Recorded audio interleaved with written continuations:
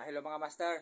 Ang isi-share ko sa inyo ngayon mga master ay kung paano gawin ang ating rider carb na motor mga master na hindi tayo mangalay kapag tayo ay nag-rides, lalo na kapag malayo yung ating biyahe mga master.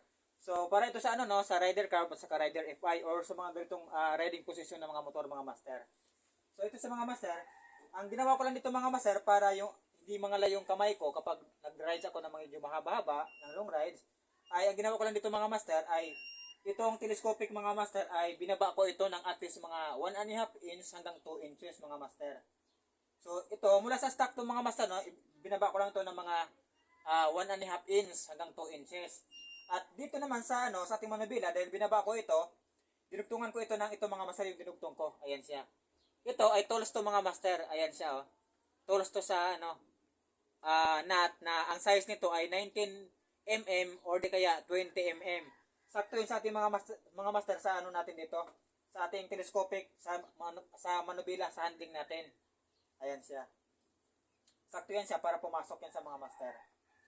At yun nga, makapag-down tayo dito ng 1.5 inch hanggang 2 inches, tapos excuse me, saka naman natin ito isalpak ito sa ating manubila. Ayan.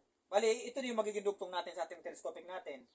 So, ibig sabihin, ang ating telescopic ay ating manubila ay umangat ito ng mga 1.5 inch hanggang 2 inches.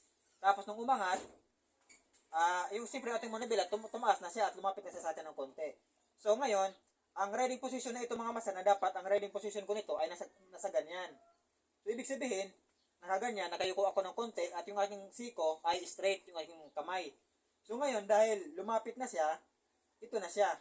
Yung aking siko ay hindi na siya straight at hindi nakayuko yung aking katawan, wala na yung bigat, working na siya.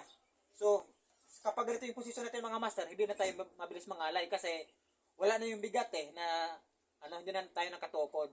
So, yung ating likod hindi na nakababa, nakabagsak, tapos yung ating siko ay hindi na naka-straight, nakaganyan na siya, konting fold na siya. Tawag nito. Ayan. So, hindi na siya straight, no? So, working na siya. Ayan. So, hindi na siya mabilis mangalay. Ito yung riding position sa mga naka-sniper, naka-whip, ganyan. Kasi mataas yung ating manubila, tumaas na siya. Kaya, hindi na to mabilis mangalay. So, hindi kagaya talaga na nakayuko, mabilis tayo mangalay kasi, dinadaganan ng ating katawan kasi nakayuko nga eh. So, yung bigat ng ating katawan, sinasalo ng ating kamay, ng ating siko, kaya mabigat, kaya mabilis tayo mangalay. So, ngayon, dahil hindi na tayo subsub yung ating katawan, naka-straight na, naka-relax na, so yung ating siko ngayon, maka-relax na siya. Wala na yung bigat. So, working na siya. Ayan, naka-work na siya. Hindi ko dahil nakaganyan, puro steady lang talaga yung ating kamay. Kaya, ngalay talaga siya.